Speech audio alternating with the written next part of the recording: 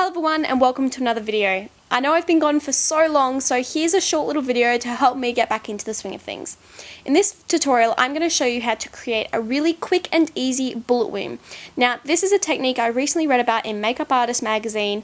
It's really great if you're on a film set and the director suddenly goes, I need a bullet wound, and you need to make something quick and easy.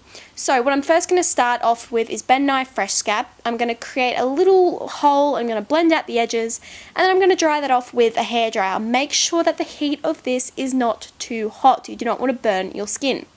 Once I've got that pretty damn dry, so it's not tacky, I'm going to mix up a shade with my Skin Illustrator FX palette that is similar, well, the same as my skin shade. I'm going to blend that around the edges of our bullet hole.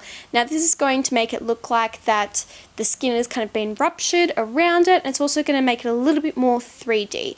This doesn't have to be perfect, as we are going to go over it with some bruise tone and some fake blood tone, as well as a little bit of fake blood. Then I'm going to go into my Skin Illustrator FX palette, and after kind of deepening up the red inside the wound, I'm going to go with a kind of very stiff paintbrush with a bit of bruise tone. I'm going to first place that down, and then I'm going to add a little bit more alcohol and flick it over.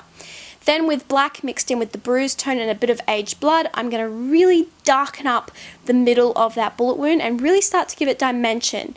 Then using the blood tone in that same palette, I'm going to add a little bit more alcohol to make it a little bit runnier. I'm going to create a blood drip from that bullet wound. Now, this will the direction of your blood drip will depend on the direction of your actor, so this is often something that you can do right on set as they're about to call action, so you know where the actor is going to be lying. So once you've got that down, I kind of kept adding dimension to it to make it look like it was 3D, really tilting my head back so that it kind of dripped down naturally. You can add a little bit more alcohol to this if you want to get a really nice long drip, say along the forehead, depending on the actor's position, but just, you know, keep adding the layers until you've built it to the way you want it to be.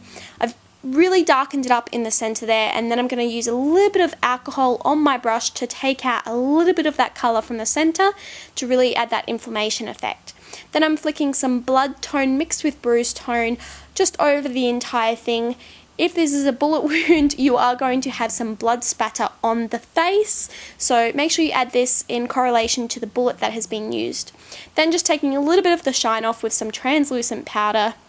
This doesn't need to be completely matte, as we are going to go in again with the Fresh Scab Blood to add a fresh blood effect. I know fresh is not the same as scab, but you know, this gives a little bit more shine, a little bit more grossness to it, a little bit of dimension, and makes it, and really helps to sell the effect.